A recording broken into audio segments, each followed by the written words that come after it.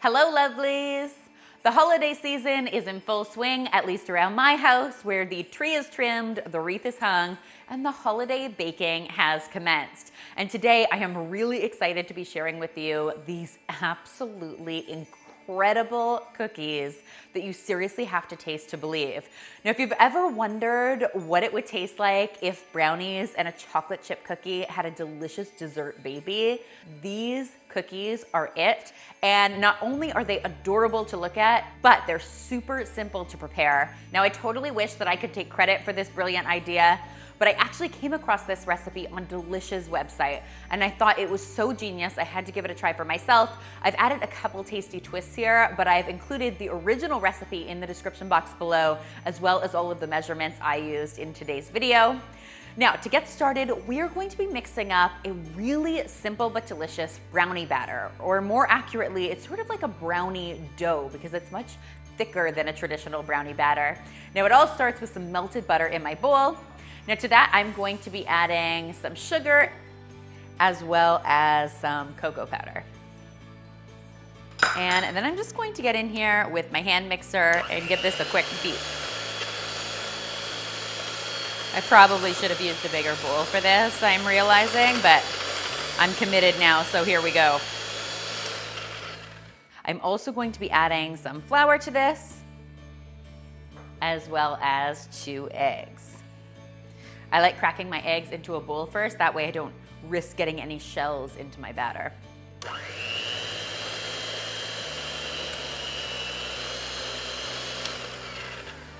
Do you think I've made a big enough mess yet? I'm just going to add a little bit of salt to this as well as some vanilla extract, and I'll give it one more beat.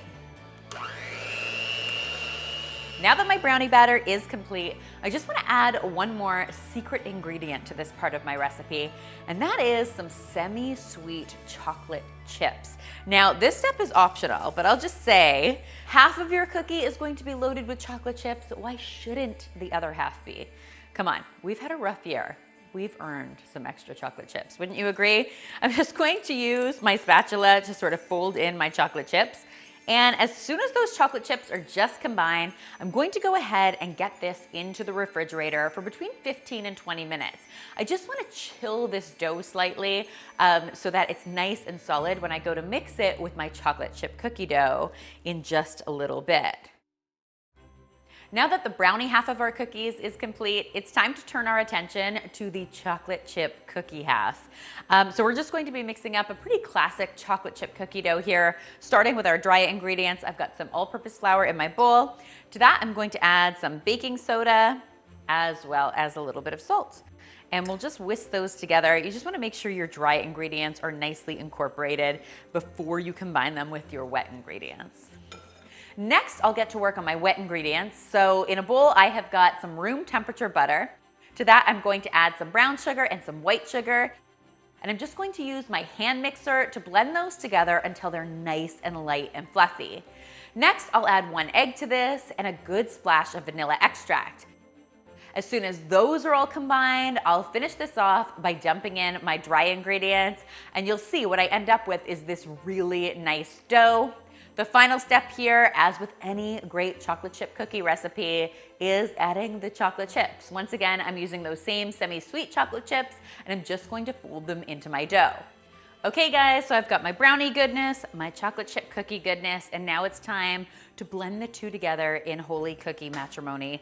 To do that, I'm just going to use my cookie scoop to make sure everything stays nice and uniform, and I'll grab 1 large handful of my brownie mixture and then the exact same amount of my cookie mixture, and I'm just going to squeeze them into sort of little balls, and then I'm going to merge them together like so and basically form them into one single cookie entity.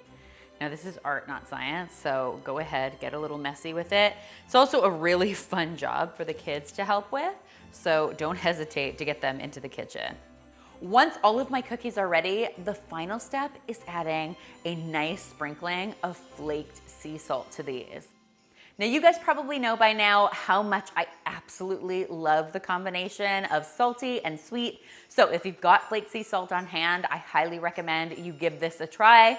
If you want to skip the salt in this recipe, you definitely can, but it really makes a difference in the final flavor of these cookies as far as I'm concerned. So definitely worth doing. As soon as these are properly salted, you can go ahead and get them into the oven at 350 degrees for between 13 and 15 minutes. You don't want to overcook these cookies because you don't want them to be too hard. You want them to stay nice and soft and chewy. And when they come out of the oven, they look and smell divine. In fact, my whole kitchen right now smells like delicious chocolate. What is not to love about that? Now these cookies are soft, chewy, chocolatey, absolutely delectable, and best served with a nice big glass of milk. A little bit of a dunk.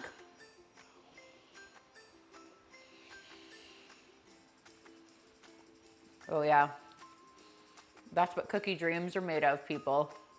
I honestly can't begin to tell you guys how much I think you're going to love these cookies. If you do give them a try for yourselves, as always, don't forget to tweet me, Instagram me, or Facebook me a photo, because you know how much I love seeing your kitchen creations.